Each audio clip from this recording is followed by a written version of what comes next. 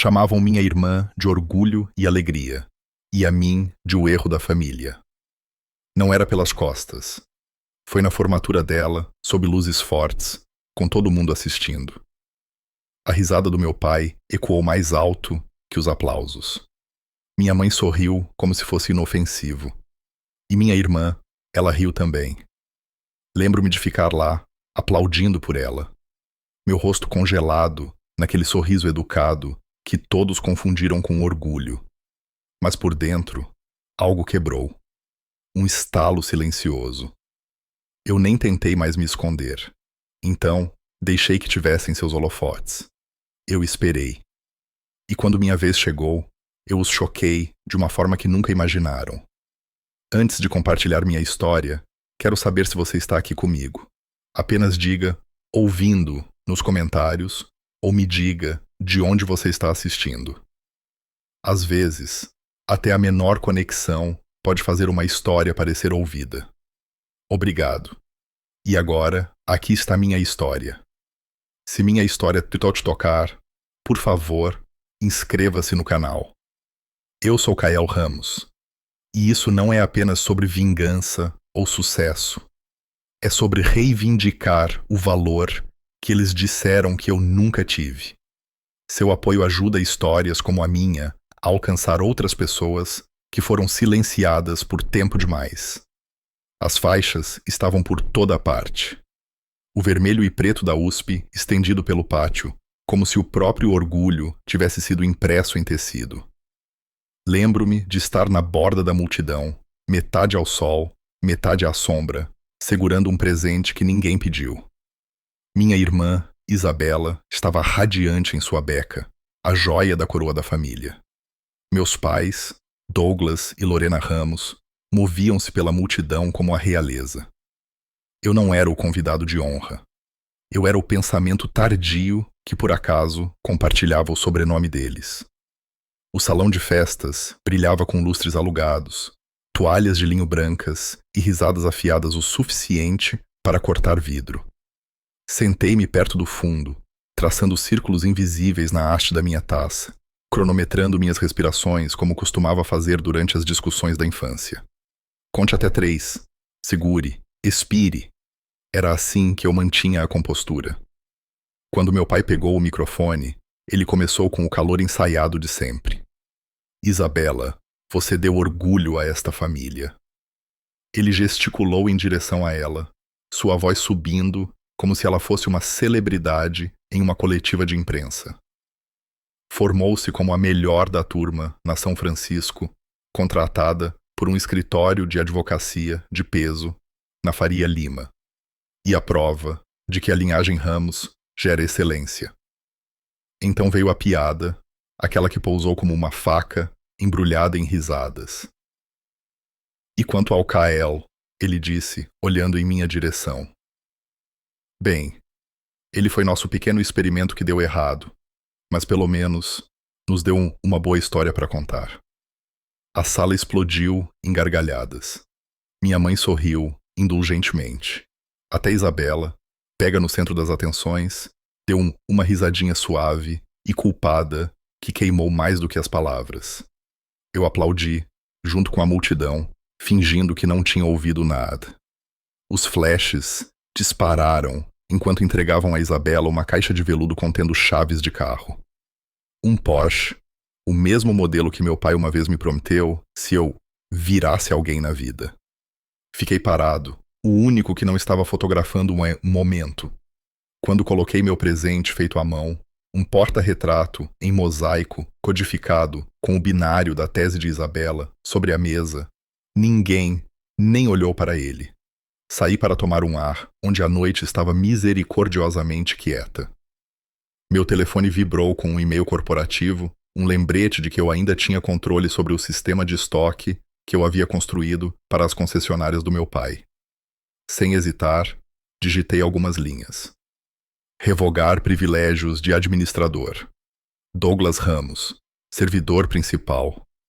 Apertei enviar. Não foi vingança, foi um encerramento. O sistema continuaria funcionando, mas ele não tinha mais as chaves que eu lhe dei O Ushwalishat o lhe dera de graça. Quando me virei, vi um homem me observando, um dos sócios do meu pai, um parceiro de capital de risco de São Paulo. Ele olhou para o mosaico que eu ainda segurava. Você é o cara que escreveu aquele script embutido no padrão do código, não é? Hesitei, depois sorri fracamente. Algo assim. Aquele breve momento não pareceu muito na época, mas foi a primeira vez em anos que alguém olhou para mim sem me comparar a ela. Saí do banquete mais cedo, andando sozinho pelos gramados bem cuidados, enquanto as risadas ainda ecoavam atrás de mim. Sussurrei para mim mesmo, quase como um voto. Eu nunca mais vou pedir que eles me vejam. Vou deixar o mundo fazer isso por mim. Eu tinha 8 anos, na primeira vez que meu aniversário foi esquecido. Meu pai estava fechando um negócio imobiliário em Recife. Minha mãe disse que comemoraríamos na próxima semana. Nunca comemoramos. Mas os aniversários da Isabela, esses eram eventos. Balões, bandas contratadas, fotógrafos, o bairro inteiro convidado para aplaudi-la. Ela sempre agradecia com aquele sorrisinho perfeito enquanto eu ficava ao lado dela, a peça sobressalente em cada retrato de família. Aos 16, quando ganhei a Olimpíada Brasileira de Informática, meu pai disse: "Que bom, filho, mas a USP ainda é o verdadeiro prêmio." Isabela tinha acabado de babado de receber sua carta de aprovação antecipada naquela manhã. Meu troféu ficou na garagem, ao lado de caixas rotuladas de versos. Eu não chorei. Apenas comecei a acordar mais cedo. Correr antes do nascer do sol me dava ritmo, uma coisa na vida que eles não podiam interromper. Cada respiração, cada passo era meu. Quando eu tinha 19 anos, escrevi um pacote de software completo para gerenciar o inventário do Grupo Ramos Alto. Meu pai o usou em todas as concessionárias. Ele chamou de contribuição familiar. Sem contrato, sem pagamento, apenas uma linha na declaração de impostos que dizia: auxiliado pela família. No dia em que lhe enviei um patch para o sistema, ele respondeu com uma frase: agradeço a ajuda. Não quebre. Aprendi, então, que eu poderia construir mundos inteiros para pessoas que nunca se dariam ao trabalho de olhar a planta. Aos 22, eu havia conseguido entrar na Faculdade de Direito da USP, no Largo de São Francisco, e minha mãe me encurralou na cozinha antes do jantar de despedida. Não envergonhe seu pai esta noite, ela disse suavemente. Você sabe quanta pressão ele está sofrendo. Lembro-me de assentir, sentindo o amargor naquela única frase, a verdade não dita de que minha própria existência era o constrangimento. Havia 2 versões de valor em nossa casa. A de Isabela, barulhenta, polida, pronta para as câmeras. A minha, quieta, funcional, invisível. Ela performava conquistas. Eu as projetava. Ela recebia aplausos. Eu recebia confiabilidade. E, de alguma forma, apenas uma delas parecia importar. Anos depois, limpando e-mails antigos, encontrei um. Eu não deveria ter visto. Uma cópia oculta acidental de uma empresa de tecnologia de Curitiba, onde eu havia me candidatado a dar um estágio. Meu pai havia escrito para o gerente: ele não está pronto. Pode refletir mal no nome Ramos se ele falhar. Melhor deixar passar. A carta de rejeição chegou 2 dias depois, educada e vazia. Naquela noite, fiz minhas malas. Curitiba não fazia parte de nenhum plano. Era o oposto do mundo deles. Chuvosa, cinzenta, honesta. Comecei a fazer freelance sob um pseudônimo, programando em pequenos cafés, vivendo de café barato e teimosia. Não disse a eles para onde fui. Eu não precisava mais da permissão deles. Naquele inverno, sentei-me em uma minúscula kitnet, desenhando o que mais tarde chamei de o mapa do esquecimento. Não era arte. Eram dados. Cada vez que eles me deixavam de lado, me excluíam, me apagavam, eu marcava um ponto. O diagrama acabou parecendo caminhos neurais, conexões entre negligência e clareza. Tornou-se a base para algo novo, algo que eu construiria em meus próprios termos. Um sistema seguro de criptografia de memória que guardaria o que as pessoas tentavam apagar. Eu o chamei de mente-cofre, Vault Mind. Começou como um projeto, depois se tornou uma ideia, depois uma promessa. Porque se minha família insistia em me esquecer, eu criaria algo que se lembrasse de tudo. A kitnet cheirava a mofo e poeira, molhada pela chuva. O teto era baixo o suficiente para que eu tivesse que me curvar sob os canos quando andava. Não era muito, apenas uma mesa dobrável, 2 monitores diferentes e um colchão que já tinha visto dias melhores. Mas foi o primeiro lugar na minha vida onde tudo lá dentro pertencia a mim. Eu aluguei por $1.000 por mês de um motorista de ônibus aposentado que não fazia perguntas. Acima de mim, a cidade de Curitiba continuava respirando em uma chuva cinzenta e constante. Nos 3 anos seguintes, vivi naquela kitnet, trabalhando e programando ao som do zumbido de um ventilador de desktop antigo. Foi lá que o mente-cofre começou a tomar forma, não como uma grande ideia de startup, mas como sobrevivência. Eu tinha pego alguns pequenos contratos de freelance para bancos locais, principalmente resolvendo vazamentos de segurança. Foi quando comecei a ver o padrão. Seus sistemas não estavam falhando por causa de código ruim. Eles falhavam porque as pessoas eram descuidadas. O contexto importava. Quem acessava o quê, quando e por quê.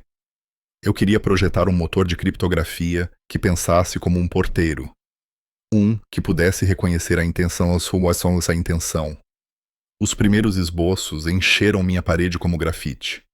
Fluxogramas rabiscados em marcador preto. Notas adesivas codificadas por cor, azul para lógica, amarelo para regras de acesso, vermelho para erros que eu não podia me dar ao luxo de repetir. Durante o dia, eu trabalhava em uma pequena cafeteria na rua 15 de novembro, ajudando a consertar o sistema de PDV deles em troca de refis ilimitados. À noite, eu programava até as pontas dos meus dedos ficarem dormentes. A descoberta veio em uma manhã de terça-feira, às 2h17 da manhã. Eu tinha acabado de construir o primeiro protótipo funcional do mente-cofre, uma camada de criptografia ciente do contexto que mapeava o comportamento de cada usuário e ajustava o acesso de segurança em tempo real. Eu o testei contra violações simuladas, cada ataque falhando antes de atingir o núcleo. Era desajeitado, feio, mas funcionava. Pela primeira vez na minha vida, algo que eu construí não precisava da aprovação do meu pai para existir. Quando uma cooperativa de crédito em Joinville me procurou para um teste piloto, peguei o ônibus até lá. Eles não podiam pagar grandes empresas de software, então ofereci para testar meu sistema de graça. Apenas cubram minha passagem e estadia. Lembro-me da noite em que o sistema entrou no ar. Meia-noite, luzes fluorescentes, café barato e a pressão silenciosa de ser o único que sabia o que fazer se falhasse. A 1000 RS da manhã, ele caiu. Meu peito apertou. Em vez de entrar em pânico, reverti a última atualização, corrigi o vazamento de memória de tempo, de execução e restaurei cada transação antes do amanhecer. Quando o gerente da agência chegou, ele me encontrou dormindo em uma cadeira giratória, o servidor zumbindo firmemente. Ele me chamou de milagreiro. Semanas depois, o mesmo homem da festa da USP entrou em contato. Ele se lembrou do mosaico binário que eu fiz para a Isabela. E de alguma forma, tropeçou na minha demonstração de código aberto no GitHub. Você é o cara daquela festa de formatura, não é? Ele disse durante nossa primeira ligação. Aquele com a arte em código no mosaico. Hesitei, lembrando daquela noite, lembrando de como eles riram. Sim, eu disse finalmente. Era eu. Ele riu suavemente. Você estava sendo desperdiçado naquela multidão. No mês seguinte, eu estava sentado em frente a ele e dois sócios de uma firma de investimentos de Florianópolis. Eles assistiram à demonstração do mente-cofre em silêncio. Quando terminou, um deles se inclinou para a frente. Estamos interessados, mas precisamos saber que essa tecnologia é limpa. Alguma chance de a empresa da sua família ser dona de parte do código base? Abri meu notebook e mostrei tudo a eles. Logs de commits datando de 5 anos atrás, com carimbo de data, hora, sob meu nome de usuário, desenvolvidos fora do horário da empresa. Eu até puxei os e-mails antigos da concessionária do meu pai, agradecendo-me pelo trabalho voluntário. Eu guardei essas mensagens não por nostalgia, mas porque aprendi que a prova é a única linguagem que os poderosos respeitam. Quando a papelada foi assinada, eles transferiram 8 milhões e só aí em capital semente. Abri uma empresa no Batel, em Curitiba, com 3 engenheiros do meu círculo de freelance. No dia em que o anúncio saiu, o jornal local manchetou: Mente Cofre levanta 8 milhões para revolucionar a segurança de dados. Eu não mandei para minha família. Eu não precisei. São Paulo tinha um jeito de saber das coisas. Eventualmente. Naquela noite, fiquei perto da janela do meu novo escritório, observando o reflexo das luzes da cidade no vidro. Meu telefone vibrava com notificações. Parabéns, potenciais contratações. Virei-o para baixo e pensei na linha que eu havia traçado anos atrás naquele salão de festas. Eu ainda não a tinha cruzado, mas sabia que um dia algo me puxaria de volta. Eu só esperava que, quando acontecesse, eu fosse forte o suficiente para não repetir os erros deles. Eu disse a mim mesmo então: se eu voltasse para casa, não seria por orgulho. Seria por segurança. Dela, não deles. Era uma noite gelada quando o nome da minha mãe iluminou meu telefone. Eu estava saindo de uma reunião tardia com meu conselho. As ruas de Curitiba brilhavam como prata líquida sob as luzes da rua, molhadas de uma garoa fina. As primeiras palavras dela não foram um cumprimento. Foram pânico. Kael, ela disse, sem fôlego. Sua irmã está com problemas. Você precisa vir para casa. Não sabemos o que fazer. De manhã, eu estava em um voo para São Paulo. Eu não via aquele horizonte há 6 anos. Quando entrei pela porta da frente da nossa antiga casa, o ar parecia viciado, pesado, com antisséptico e arrependimento. Isabela estava dormindo no sofá, magra e pálida, cercada por frascos de comprimidos e silêncio. Meu pai sentou-se rígido em uma poltrona, olhando para mim como se eu fosse algum primo distante que apareceu sem ser convidado. Eles me contaram tudo em fragmentos. Isabela tinha sido demitida de seu escritório na Faria Lima depois que uma auditoria de clientes pôs petições falsas, algo que ela não fez, mas assinou. A queda a fez despencar. Depressão, ansiedade e, em seguida, os comprimidos. Receitados no início, depois, o que ela conseguisse encontrar. Ela esgotou suas economias e voltou para casa quando as coisas pioraram. A voz da minha mãe tremia enquanto falava. O tom do meu pai permaneceu frio. Se isso vazar, ele disse, o nome Ramos está acabado. Eu queria sacudi-lo. Em vez disso, perguntei onde ela estava sendo tratada. Eles não a levaram a lugar nenhum. Vamos lidar com isso em particular, disse ele. Nossa família não interna os nossos em clínicas de reabilitação. Eu o encarei, mal acreditando nas palavras. Se sua reputação importa mais do que a vida dela, eu disse baixinho, então você já perdeu tudo que valia a pena salvar. Ele não respondeu. Passei as próximas horas vasculhando o notebook de Isabela, esperando encontrar o contato do médico dela. Foi quando vi o e-mail endereçado ao nosso pai, enviado 2 meses antes. Pai, Não consigo continuar assim. Se eu cair, por favor, não deixe o Kael saber. Ele tinha lido. Ele nunca havia respondido. Ele estava com mais medo de eu descobrir do que de perdê-la. Quando o confrontei, ele chamou de exagero. Disse que ela era dramática. Abri a mensagem no meu telefone, segurei-a na frente do rosto dele. Ela estava te implorando, eu disse, e você a ignorou. Minha mãe soluçava baixinho no canto. Mais tarde, enquanto rolava pelo celular dela, notei outra coisa. Uma mensagem que ela me enviou abaixo dos ECEs. Não enviada, nunca entregue. Havia sido deletada do aparelho dela, mas o backup do iCloud ainda armazenava o registro. Eu preciso de você, dizia. Por favor, atende. Meu pai desviou o olhar quando mencionei. Ela estava instável, ele murmurou. Eu não queria que ela te arrastasse para isso. Percebi então que ele estava monitorando todas as contas da casa, até a dela.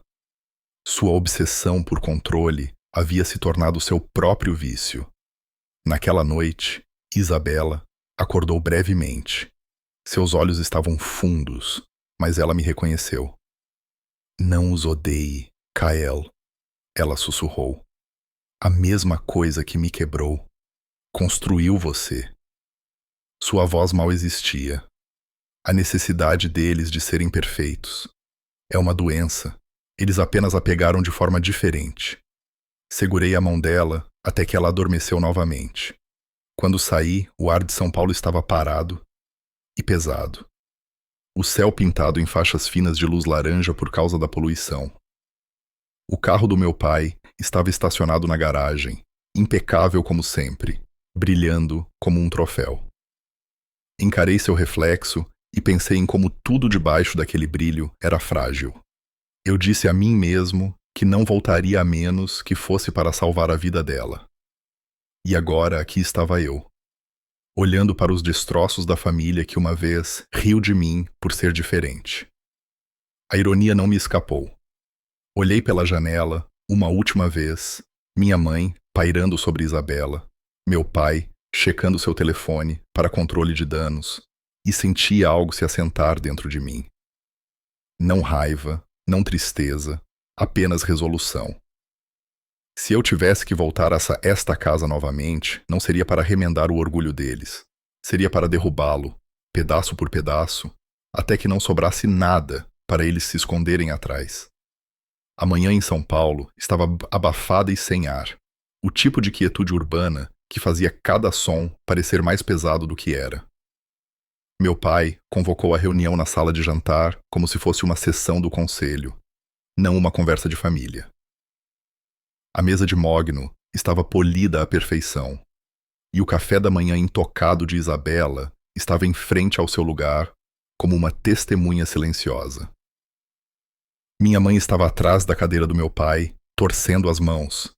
Sentei-me em frente a eles, o único que não tinha medo de olhar ninguém nos olhos. Meu pai começou, a voz firme, mas marcada pela tensão. Você vai ficar aqui até sua irmã se recuperar. Não precisamos que estranhos saibam disso. Sem hospitais, sem notícias, apenas família. Recostei-me na cadeira, meu tom calmo.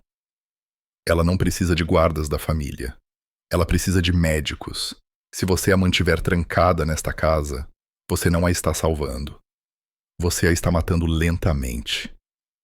Minha mãe falou então, a voz trêmula.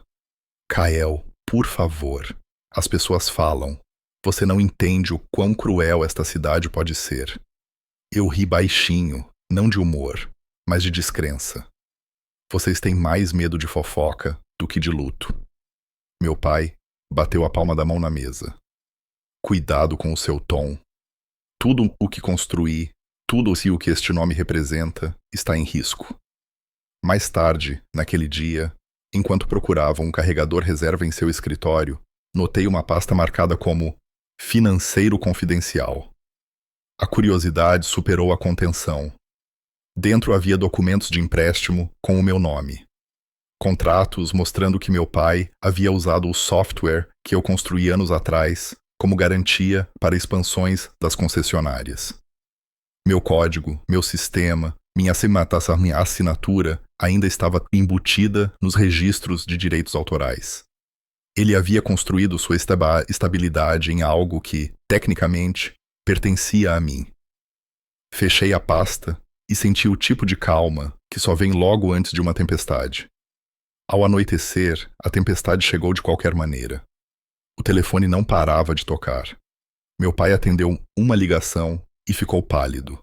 Eles viram, ele sussurrou. Eu não entendi até que abri meu telefone e vi. Um artigo do Startups Brasil se espalhando pela internet. De erro da família CEO. A história de Kyle Ramos. A matéria veio de uma entrevista inofensiva que eu tinha dado meses antes. O editor adicionou o título para cliques. Mas agora os vizinhos tinham opiniões, os sócios tinham perguntas e meu pai tinha fúria. Você planejou isso? Ele cuspiu. Você queria nos humilhar. Eu balancei minha cabeça. Vocês fizeram isso sozinhos. Eu só parei de me esconder. A voz da minha mãe falhou. Por favor, vocês dois. Isso não está ajudando a Isabela. Meu pai se virou para ela. Ele quer nos destruir. É isso que ele sempre quis. A discussão rolou pela casa como um trovão. Eu disse a ele o que havia encontrado na pasta, como ele havia alavancado o meu trabalho sem consentimento. Ele não negou. Eu fiz o que tinha que fazer por esta família, disse ele. E se você tivesse alguma decência, você nos protegeria agora.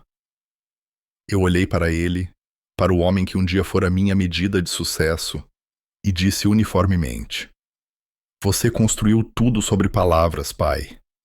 Mas palavras não podem segurar uma casa quando a verdade começa a vazar pelas rachaduras. Ele bateu a mão novamente, mais forte desta vez.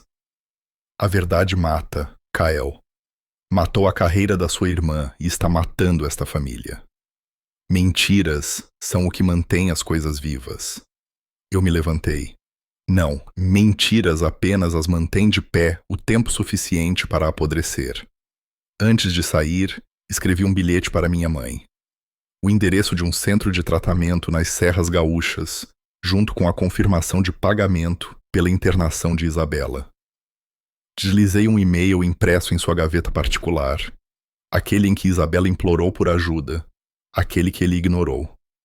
Sem sermão, sem assinatura, apenas a prova de que o silêncio tinha consequências. Naquela noite, enquanto meu voo subia de volta para Curitiba, olhei pela janela e vi São Paulo encolher abaixo de mim, pequena, brilhante e sufocante. Meu telefone vibrou com uma nova mensagem. Sem remetente, apenas uma linha. Se você nos expor, não haverá uma família Ramos para a qual voltar. Fechei a tela. Pela primeira vez, a ameaça não me assustou, porque eu já tinha parado de chamar aquele lugar de lar. 2 semanas depois, o confronto me seguiu para o sul. Eu estava em uma reunião com a equipe jurídica do Mente Cofre, quando meu advogado deslizou um envelope pela mesa. Você foi notificado, disse ele. Dentro havia uma solicitação formal de Douglas Ramos exigindo verificação de que a arquitetura central do Mente Cofre não havia sido derivada dos sistemas de sua empresa. Uma ameaça vestida de papelada. Meu pai estava tentando me puxar para um estrangulamento legal, para me deixar ocupado, demais, me defendendo para falar sobre Isabela.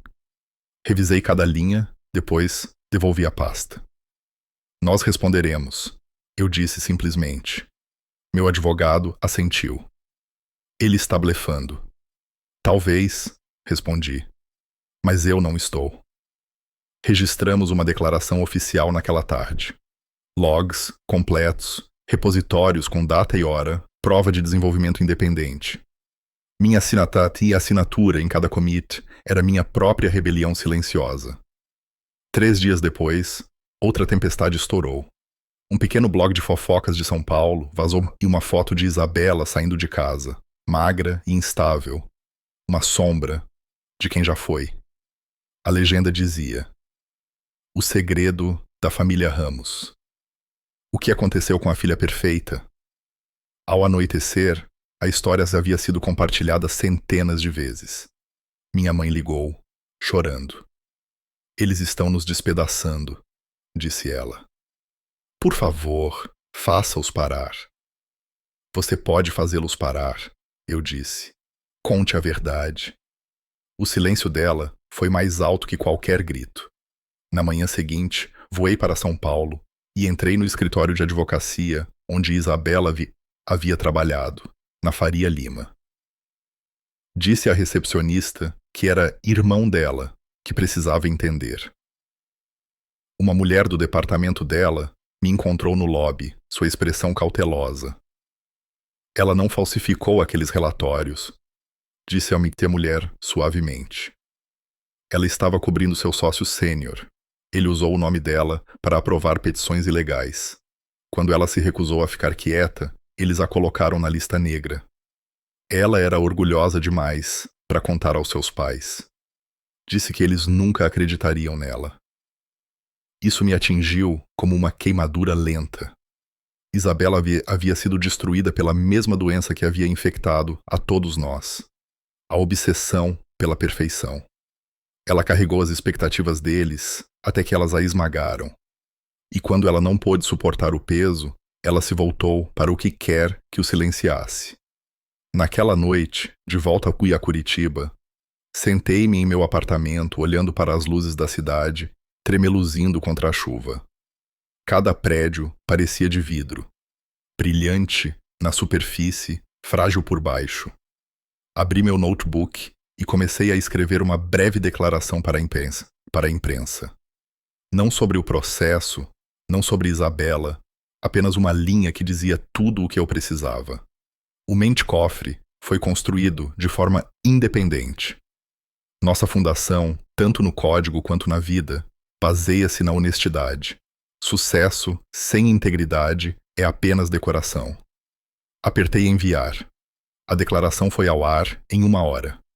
Meu telefone tocou minutos depois. O número do meu pai. Eu atendi. Você percebe o que fez? Ele sibilou. Você está destruindo tudo. Eu fechei meus olhos. Não, pai. Estou nos dando a chance de recomeçar. Se você aguentar, ver o que sobrou depois que o vidro quebrar. Ele não respondeu. Apenas o clique de uma linha que ficou muda. Mais tarde naquela noite, recebi outra ligação, desta vez do Rio Grande do Sul. Era o diretor do centro de tratamento. Isabela deu entrada esta noite, disse ele. Ela veio com uma carta da sarta da mãe e uma conta pré-paga por 6 meses. Ela me pediu para lhe dizer que está segura. Pela primeira vez em anos, eu me permiti respirar. Olhei para a cidade fora da minha janela. Os reflexos em camadas como memórias, dor antiga sob nova luz. Por tanto tempo, acreditei que dizer a verdade destruiria o pouco que restava da minha família. Mas agora eu entendia. Não era destruição, era reconstrução. Os Ramos haviam construído seu mundo de vidro e espelhos, fingindo que era pedra. Tudo o que eu fiz foi rachar a superfície. E através dessas rachaduras, algo real, algo humano, finalmente começou a brilhar. O voo para o Rio Grande do Sul foi silencioso. A estrada do aeroporto até a clínica serpenteava pela neblina. E pinheiros. Cada quilômetro me arrastando para mais perto de uma conversa que passei metade da minha vida evitando. O centro de tratamento ficava em uma encosta com vista para um lago, suas paredes de vidro capturando a luz da manhã. Eu não disse a ninguém que estava indo. Eu apenas apareci, meio que esperando ser mandado embora. Mas quando entrei na sala de terapia familiar, eles já estavam lá. Minha mãe sentada, com as costas retas, meu pai perto da janela, fingindo estudar as árvores. Por um momento, Ninguém falou. A terapeuta, uma mulher calma com olhos cinzentos e uma voz que não carregava julgamento, pediu que começássemos com uma tarefa simples. Cada um de vocês, ela disse, diga-me o que mais teme. O maxilar do meu pai se contraiu. Temo que as pessoas descubram que minha família não é perfeita, disse ele. O lábio da minha mãe tremeu, mas ela não disse nada. Quando chegou a minha vez, inclinei-me para a frente. Temo que continuemos vivendo assim, fingindo que tudo está bem, até que não sobre nada para salvar. A sala ficou imóvel. A terapeuta assentiu, sua caneta imóvel. Vamos falar sobre como é esse fingimento. Contei a eles sobre aquela noite de formatura na USP. A forma como a piada do meu pai ecoou sobre os aplausos. Você me chamou de seu erro na frente de todo mundo. Eu disse, minha voz firme. E todo mundo riu, até a Isabela. Você sabe o que isso faz com uma pessoa? Meu pai parecia irritado. Foi uma piada, Kael. Você se agarrou a isso por anos. Encontrei seus olhos. Se uma piada silencia alguém por 6 anos, não é uma piada. É crueldade embrulhada em risada. Por um longo momento, apenas o zumbido do ar-condicionado preencheu o silêncio. Então a porta se abriu, suavemente, e Isabela entrou. Ela parecia frágil, mas com os olhos claros, seus movimentos cuidadosos, deliberados. Ela se sentou entre nós e respirou fundo. Você quer saber por que eu ri naquele dia? Ela disse baixinho. Porque se eu não risse, eles teriam se voltado contra mim também. Eu sabia. Eu deveria ser a perfeita, e pessoas perfeitas não vacilam. Sua voz falhou na última palavra. Observei os ombros do meu pai caírem, como se alguém finalmente te tivesse dito o que ele nunca ousou admitir. Minha mãe começou a chorar. Suave no início, depois mais forte. Eu sabia que seu pai apagou as mensagens dela, ela confessou. Eu o vi fazer isso. Eu disse a mim mesma que era para o bem dela. Pensei que se eu discordasse, perderia tudo. Mas eu perdi vocês dois de qualquer maneira. Ela cobriu o rosto com as mãos. Fiquei quieta por tanto tempo que o silêncio se tornou mais fácil do que o amor. Enfiei a mão no casaco e tirei um papel dobrado. O e-mail que Isabela havia enviado ao nosso pai meses atrás. Pai, não consigo mais fazer isso. Lia. Coloquei na frente dele. É assim que o esconder se parece, eu disse. É isso que sua ideia de orgulho custa. A terapeuta olhou para o meu pai. Você passou sua vida performando para pessoas que não estão aqui, disse ela. Agora é hora de falar como um homem, não como uma reputação. As mãos do meu pai tremiam. Seus olhos marejaram. Pela primeira vez, ele parecia menor, como um homem que carregava peso demais por tempo demais. Eu pensei que estava protegendo todos vocês, disse ele roucamente. Mas talvez eu estivesse apenas protegendo a mim mesmo. Sua voz falhou, e as palavras pairaram no ar, cruas e sem polimento. Eu não respondi. Não precisei. Isabela estendeu a mão e pegou a minha. Obrigada, ela sussurrou, por não desistir de nós, mesmo quando você deveria ter desistido. Olhei para ela e disse: ninguém merece ser abandonado, nem mesmo as pessoas que nos machucam. A terapeuta fechou seu caderno gentilmente. Às vezes, ela disse, as coisas precisam quebrar antes que a luz possa encontrar um caminho para entrar. Quando saímos, o vento frio do outono cortava o silêncio. Meus pais caminharam à frente, perto o suficiente para se tocar, mas ainda não prontos. Fiquei para trás, observando a luz do sol derramar-se através das paredes de vidro do centro. Pela primeira vez, não vi um espelho de vergonha. Vi uma janela. Clara, págil e cheia. Cidade. Um ano depois, a chuva em Curitiba não parecia mais pesada. O mente-cofre havia crescido mais rápido do que eu conseguia acompanhar. Novos escritórios, novas parcerias, artigos que me chamavam de visionário, resiliente, self-made, palavras que antes significariam tudo, agora mal registravam. A cidade, fora do meu apartamento, brilhava sob a luz da tarde, e eu sentei perto da janela com uma carta nas mãos. Era de Isabela. Sua caligrafia ainda era limpa, mas mais suave agora. Ela havia terminado o tratamento há 6 meses e começado a trabalhar como defensora legal para pessoas em recuperação, ajudando-as a reconstruir seus registros e a reentrar no mercado de trabalho. Você é a prova de que famílias podem ser reconstruídas das cinzas, ela escreveu. Mas alguém tem que ser corajoso o suficiente para acender o primeiro fósforo. Dobrei a carta e olhei para a vista da cidade. A paisagem urbana estava calma. Pela primeira vez, eu também estava. As notícias me alcançaram através de um jornal local em São Paulo. Meu pai havia perdido um grande contrato de concessionária e vendido parte de seu negócio para cobrir a dívida. Mas o que chamou minha atenção não foi a perda financeira. Foi a nota de rodapé, no final. Douglas Ramos se juntou a um grupo de apoio local para pais de dependentes químicos, apresentando-se como pai de uma sobrevivente. Li aquela linha 3 vezes. De alguma forma, parecia redenção. Não perfeita, mas real. Alguns dias depois, tomei uma decisão silenciosa.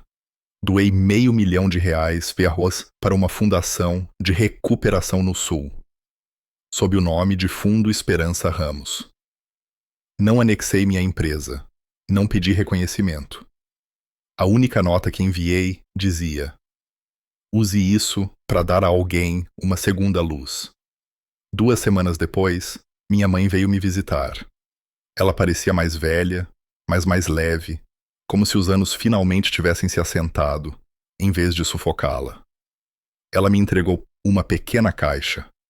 O porta-retrato em mosaico que eu fiz para Isabela todos aqueles anos atrás. Nós o abrimos, ela disse com um sorriso trêmulo. Lá dentro havia uma linha de código, algo que você escreveu. Restaurar família. Eu ri suavemente. Acho que finalmente rodou. Ficamos juntos perto da janela, olhando para a cidade. Nenhum de nós falou sobre perdão. Já estava lá, quieto e não dito, como o zumbido da cidade. Naquela noite, escrevi em meu diário: a vingança mais profunda não é a destruição. É viver de acordo com sua própria verdade quando ninguém acreditava que você poderia. Tirei uma foto do pôr do sol e enviei para Isabela com uma única mensagem: eu mantive nossa luz.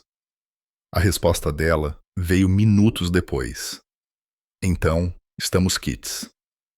Fechei meu notebook, observando o céu desbotar de dourado para cinza. Meu reflexo me encarou de volta. Não o menino que havia sido ridicularizado, mas o homem que aprendeu que o silêncio pode ser quebrado sem gritar. Meu pai aprendeu a humildade. Minha mãe aprendeu a coragem. Minha irmã aprendeu que fraqueza não era fracasso.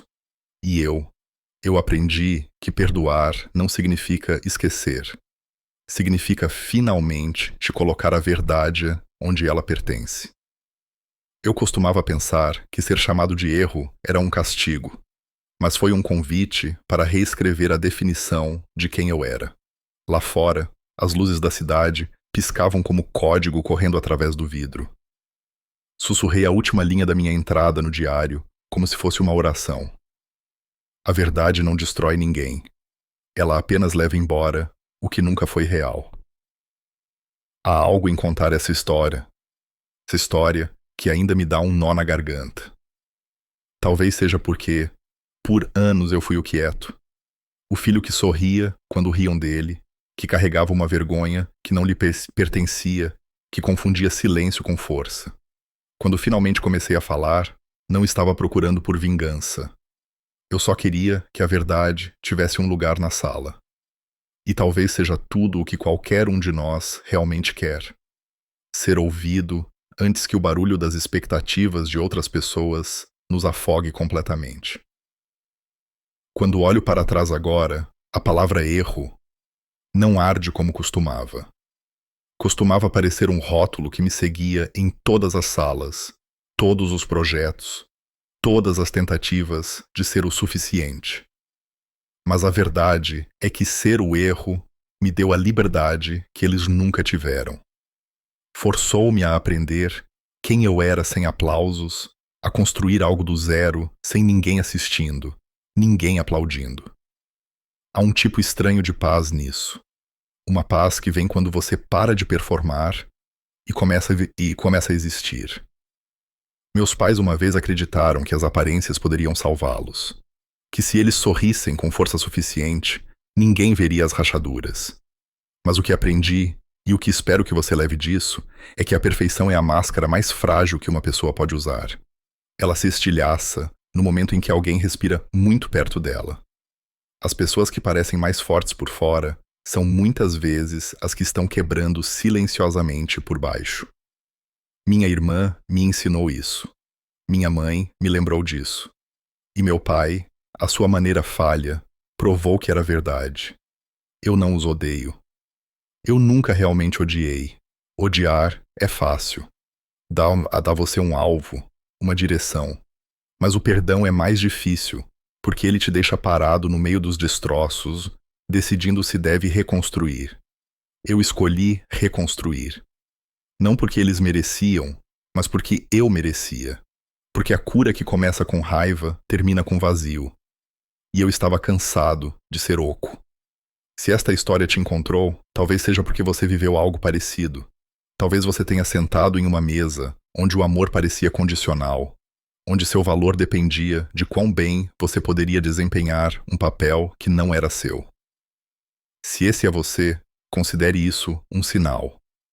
Está tudo bem em parar de tentar caber em um quadro que nunca foi feito para você. Está tudo bem em superar a versão de si mesmo que te mantinha pequeno apenas para manter os outros confortáveis. Antes de você rolar a tela, quero pedir algo pequeno, mas real. Se esta história te tocou, deixe um comentário.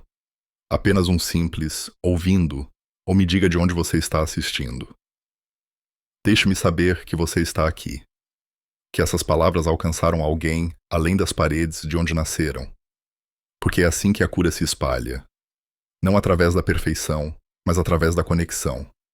E se você ainda não o fez, eu adoraria que você se inscrevesse neste canal.